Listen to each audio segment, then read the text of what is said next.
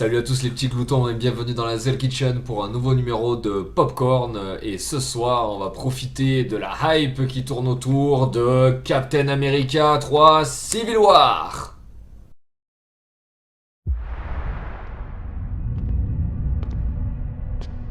Buck, tu te souviens de moi? Ta mère s'appelait Sarah.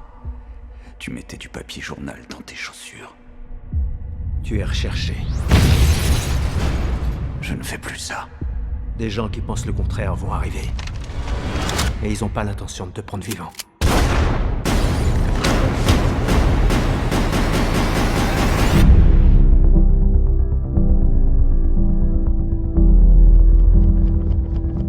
Captain, beaucoup de gens vous considèrent comme un héros, mais certains préfèrent le mot justicier. Vous vous êtes arrogé des pouvoirs illimités et vous avez agi sans aucun contrôle.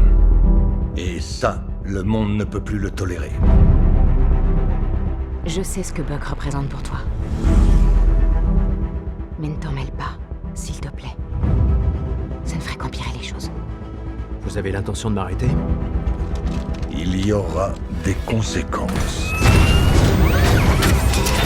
Captain, vous avez l'air sur vos gardes. J'ai eu une mauvaise journée. Si nous n'acceptons pas certaines limites, nous ne valons pas mieux que nos ennemis. C'est pas comme ça que je vois les choses. J'écraserai bien mon poing sur votre magnifique dentition. Je voudrais seulement qu'on envisage toutes les possibilités. Les gens qui te tirent dessus finissent généralement par tirer aussi sur moi. Tu sais ce qui va se passer. Tu comptes vraiment t'en tirer à la force de tes poings? Qu'est-ce qu'on fait? On se bat.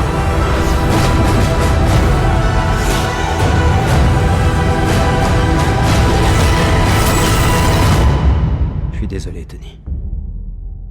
Si j'avais le choix, je ferais pas ça. Mais c'est mon ami. Comme je l'étais.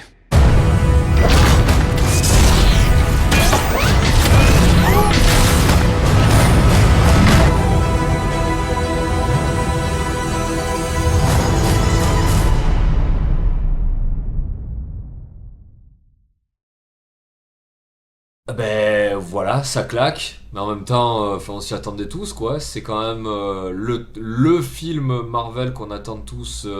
C'est depuis le début quoi. Je veux dire, c'est, enfin, à mes yeux, la licence Captain America de tous les super-héros là issus des Vengeurs, pour moi c'est celle qui est la mieux traitée. Je pense que Captain America 2 c'est le film le plus mature et le plus complet qu'il y a de l'univers Marvel. Je mets pas les Gardiens de la Galaxie dedans, hein. Je le mets un petit peu à part parce que pour moi ils n'ont pas encore été vraiment intégrés avec les Vengeurs et tout, même si a posteriori ça le sera, hein. Mais je le mets un petit peu à part, et puis parce que le film est un peu what the fuck. Mais voilà, donc si on gardait la franchise Marvel, donc avec Hulk, Iron Man, Captain America et Thor, moi c'est clairement les Captain America que j'ai préférés. Donc vraiment ce film je l'attendais parce que voilà, c'est la suite du Captain America 2 qui a été très très bon. Et c'est également, allez, on va pas se mentir, c'est un Avenger avant l'heure, hein. Vous avez vu là, il y a un défilé là de super-héros là-dedans qui est pléthorique. Donc franchement, il y a moyen de se régaler. Alors pareil, c'est un espèce de popcorn, c'est un vrai faux popcorn, parce que bien sûr qu'on ira manger les popcorns devant ce film, on passera pas à côté. Maintenant, je vais tempérer tout ça en disant que Civil War, c'est un arc mythique de la licence Marvel, et que avant de traiter Civil War, il fallait vraiment prendre ça avec des pincettes, et surtout fallait pas se louper parce que c'est compliqué. Et est-ce que ça va être à la hauteur? Alors, on peut pas trop le dire avec la bande annonce, hein, malheureusement, mais elle en tout cas elle envoie du lourd, et on va voir ça tous ensemble. Allez, c'est parti.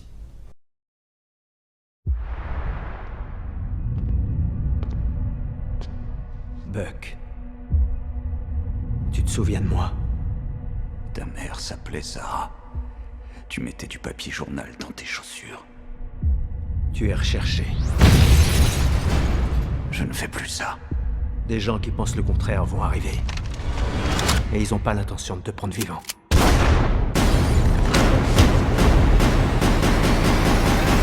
quel est notre postulat de base? Alors, la scène que l'on voit au tout début, c'est simple, c'est la fin de Ant-Man. C'est la scène post-générique de Ant-Man, où en fait le Faucon et Captain America donc, remettent la main sur Bucky, donc le fameux soldat de l'hiver, qui est en fait donc son pote d'enfance, qui a été cryogénisé, récupéré, pimpé, tuné, tout ce que vous voulez. C'est devenu un surbourrin. D'ailleurs, il lui met grave la bouche dans Captain America.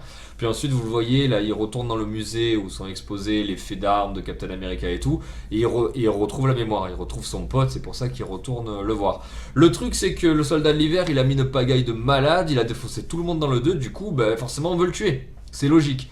Et par contre, voilà, du coup, l'autre, Captain America est tellement content de retrouver son poteau, ben que voilà, qu'est-ce qu'on voit, c'est qu'il leur glisse entre les doigts et il arrive à filer. Et étant donné qu'il était à la merci affaibli du Faucon et de Captain America, les deux sont complices, donc ça le met un petit peu hors la loi. Voilà, c'est un petit quoi le postulat de départ, c'était pour remettre un peu dans le contexte par rapport à Ant-Man et à Captain America 2. La suite.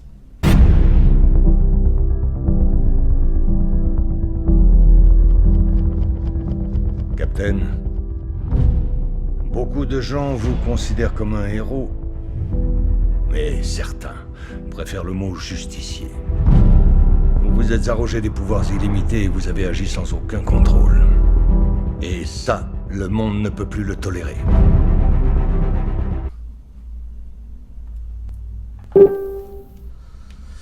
Alors là, le postulat du film, il est le suivant, c'est que apparemment les super-héros, ça agit un petit peu comme ils veulent, et apparemment il y a un organisme qui a pour volonté de réguler tout ça.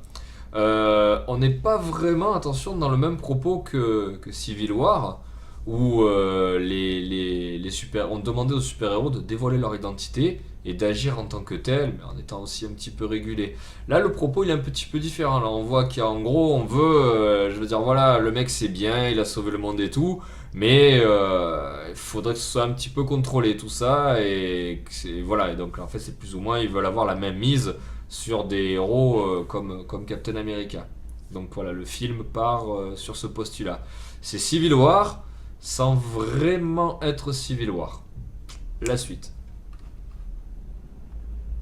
Je sais ce que Buck représente pour toi. Mais ne t'en mêle pas, s'il te plaît. Ça ne ferait qu'empirer les choses. Vous avez l'intention de m'arrêter? Il y aura des conséquences. Captain, vous avez l'air sur vos gardes. J'ai eu une mauvaise journée. Si nous n'acceptons pas certaines limites, nous ne valons pas mieux que nos ennemis. C'est pas comme ça que je vois les choses. J'écraserai bien mon poing sur votre magnifique dentition. Alors, donc c'est plus ou moins ce qu'on entrevoit dans la première scène. Donc Captain America, il se met hors la loi pour défendre son pote. En fait, il veut le retrouver, essayer de, je sais pas en fait, essayer de faire quoi, de prouver qu'il est innocent. Il est pas innocent, hein, il a vraiment commis des méfaits quand il était soldat de l'hiver et qu'il s'est fait laver le cerveau. Peut-être qu'il veut le retrouver, montrer aux gens que ça y est, il est guéri, qu'il le refera plus et tout. Malheureusement, c'est quelqu'un qui doit payer. Là, ouais, il est clairement tiraillé entre la justice et son meilleur ami. Donc, il décide de se mettre hors la loi. Le problème, c'est que forcément, il n'y a pas tout le monde qui est pote avec Bucky. Donc, genre Iron Man, par exemple, il s'interpose, il se retrouve dans le camp adverse.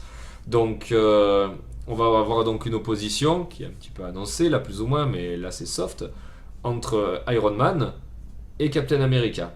D'où le titre Civil War, qui pour le coup est de moins en moins approprié. Et ouais. Je voudrais seulement qu'on envisage toutes les possibilités. Les gens qui te tirent dessus finissent généralement par tirer aussi sur moi. Tu sais ce qui va se passer. Tu comptes vraiment t'en tirer à la force de tes poings? Qu'est-ce qu'on fait? On se bat.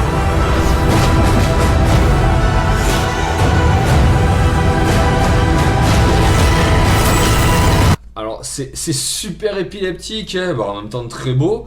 On commence à voir un petit peu les tendances. les camps qui sont en train de se former. On voit que bon, forcément, le Faucon qui est très très proche se range aux côtés de lui parce que c'est quelqu'un qu'il a toujours admiré, qui croit à son idéal. Natasha, vu qu'il y a eu un petit flirt avec, elle se range à ses côtés aussi. De l'autre côté, vous avez Tony Stark, donc Iron Man, donc qui est avec son pote War Machine. Et donc au niveau des ajouts, on voit que donc il y a l'introduction du personnage de Black Panther, qui est celui que vous voyez en armure noire mais avec un casque intégral, là, et pas la même armure qu'Iron Man, donc confondez pas Black Panther et War Machine, il y a bien les deux.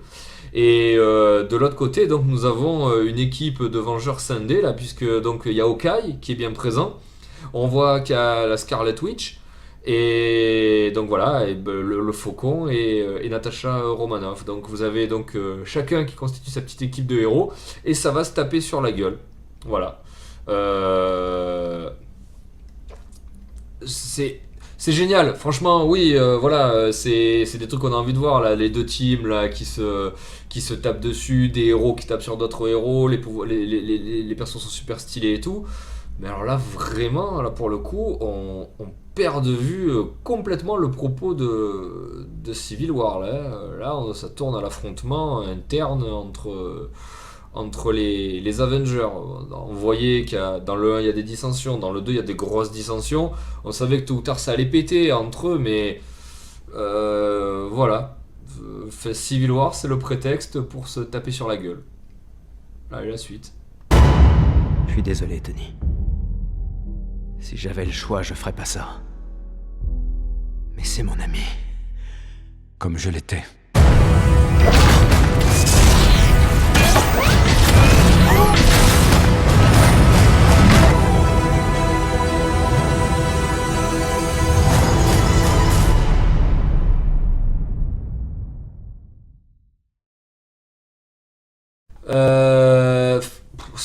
Ça déboîte, franchement, la scène qu'on voit à la fin là, donc Bucky et Steve Rogers qui se battent contre Iron Man, la scène elle est magnifique. Franchement, il y a une passe là qui est juste sublime, même si je pense que c'est le gros move là qu'on va vous montrer à la fin du film et tout. C'est splendide, vraiment. J'ai été bluffé. Il y a un petit moment émouvant avant, parce que là on sent vraiment qu'il y a la déchirure entre les deux, puisque Tony lui dit comme je l'étais, j'étais ton ami, ça veut dire que je ne le suis plus, là maintenant on se tape sur la gueule et c'est voilà quoi, c'est jusqu'à la mort. Donc je suis mitigé.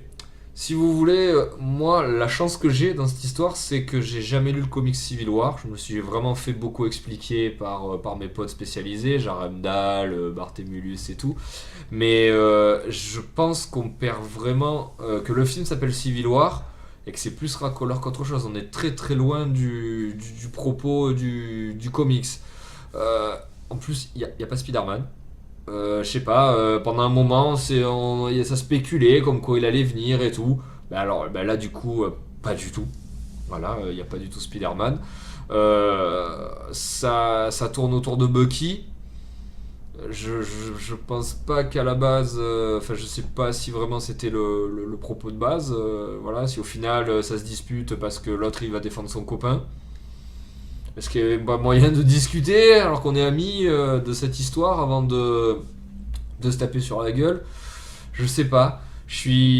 Moi perso j'irai le voir, ça me dérange pas, mais je pense qu'on va au-delà de gros ouin-ouin, de gros dramas sur les forums, de gros ils ont violé Civil War. Là vraiment c'est clairement ce qui se dessine.